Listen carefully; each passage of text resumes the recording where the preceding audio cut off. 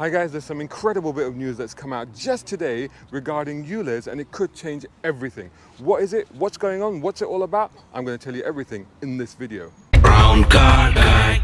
So here we go, it's in today's Express. Check it out, there's a headline: desperately unpopular Sadiq Khan will quit before the London mayoral race. As you may recall, of course, recently it was confirmed that he's going to try for an unprecedented third term as the mayor of London in the elections which are happening in May of next year. Now, this report is by David Maddox, who's the political editor at The Express, and he says that speculation is mounting that Sadiq Khan will not stand again as Labour's candidate for the London mayor.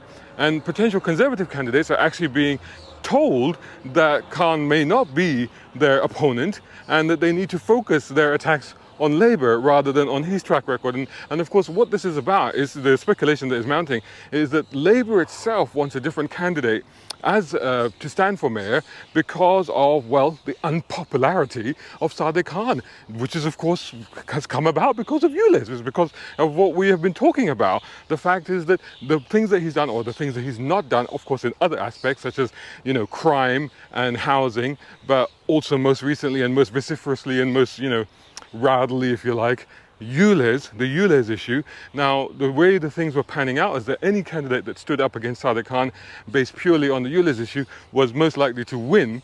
And I think this is one of the reasons probably that they're thinking of taking Sadiq Khan away from that.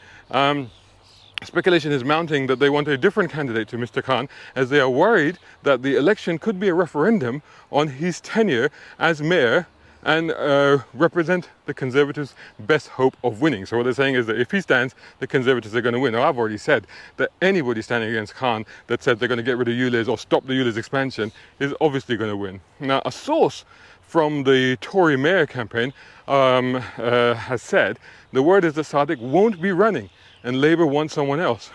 That means we need to think of the campaign next year in terms of London's Labour record and not personalise it around Khan. Obviously, it would improve our chances greatly if he is running, because the ULEZ expansion and other things have made him desperately unpopular. This is a direct quote from, as they say, a member of the Tory mayor campaign teams. But of course, a spokesman for Khan has, of course, said that there is nothing to update on. Sadiq Khan is definitely running as a Labour candidate.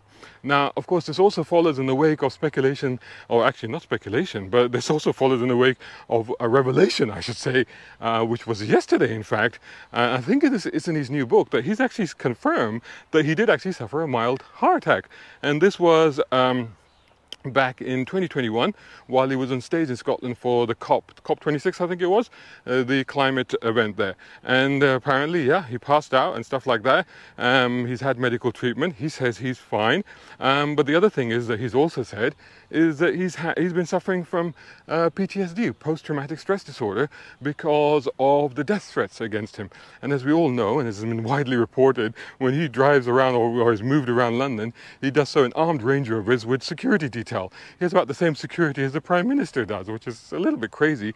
I remember back in the day, not saying that I'm a fan of Ken Livingstone or anything, but I remember being on the tube and seeing him, like me, myself, actually seeing him on the tube, and he was standing, he was on his way to work. He was standing on the tube. This is how he used to get to work. That's the first mayor of London. So the two favourite candidates to replace Mr. Khan are Tooting MP Dr. Rosina Allen Khan and Brent Central. Brent is where we are. Brent Central MP Dawn Butler. Now, one of the things that they're saying, that why this might be actually definitely true, is because potential Labour candidates have let it be known that they are looking at possible selection contests in one of those two seats. So this is one of them has told The Express that those of us looking at seats have been told to potentially consider Brent or Tooting if they become vacant because of the mayoral election, because that's likely to be what would happen. It is likely that the candidates other than MPs will also step forward if that does happen. So obviously there's going to be a massive bum rush, if you like, for the selection process for being the Labour candidate, which we're already seeing the selection process happening for the Conservative candidate for the mayor position. So This is massive. This is really massive because it fundamentally means that all those people that said that, talking about it, making noise, doing protests, and all this sort of stuff doesn't have any impact, well, they're all fundamentally wrong because it is having an impact. It's having such an impact that a mayor that has won twice they're now thinking of getting rid of him because they're not convinced that he's going to win. And the main reason, of course, there are several reasons, as I've said, but the main reason is, of course, of the ULEZ expansion. Now, does that necessarily mean that whatever the Labour candidates are that come in to replace him, would throttle back on ULEZ? I'm not necessarily sure because of Keir Starmer obviously has recently given his support to ULEZ, and he said that he backs it. Not only that, but it's very likely that he would actually start to introduce it around the country. So this might be a little bit of smoke and mirrors from that party in terms of maybe putting people off the notion that they're all about ULEZ, when I'm pretty convinced that Labour is one of the parties that is not a car-friendly party, and I'm sure that they would want to introduce restrictions such as ULEZ, which of course is the beginning, as we know, of pay per mile, and of course we're having LTNs and 15-minute cities and all the rest of it. I live in Brent, and I can tell you one thing, they've started to introduce the 20 miles per hour limits completely unnecessarily in some of the roads here. The pothole situation here is just getting worse and worse and worse. It's absolutely, I fear for my car every time I take it out. I fear for the wheels. That's how bad it is. And so these are not car-friendly parties. Let's be honest. I'm not saying which candidates you should vote for. I'm not saying which party you should vote for. I'm just saying you should think about it.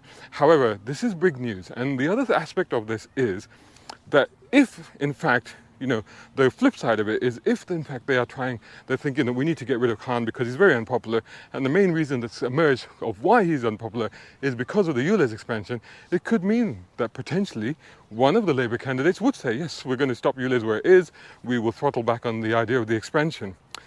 This is politics, so don't outright dismiss the notion that they might come back to it 6 months after they win or whatever, because we had that with Khan.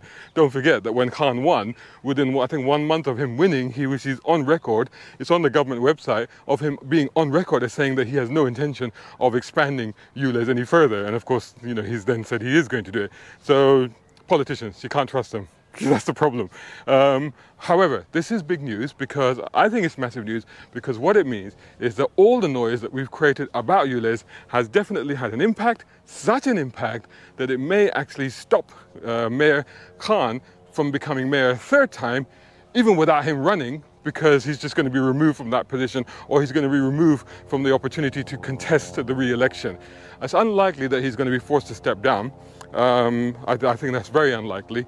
But it may be possible that he might be forced to either stop or delay the ULEZ expansion. And of course, we've still got the judicial review court case to look forward to, which is happening, I believe it's in the first week of July at some such thing. Anyway, stay tuned. Lots going on, lots happening, and I think that, this is far from over. So keep it locked to browncarguy.com. More stuff coming your way soon. Brown Car Guy. Hope you enjoyed that video. If you did, please hit the like button and share this video as well if you can. And while you're at it, check out these guys who also sponsor my content. I am deeply grateful to them because it helps me to buy new equipment, put fuel in the cars, and yes, buy a cup of coffee.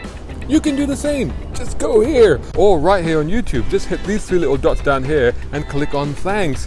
Make sure you're signed in first. My content is free, but this is how you can help me keep it that way. I may even send you a gift. Oh, by the way, watch this next.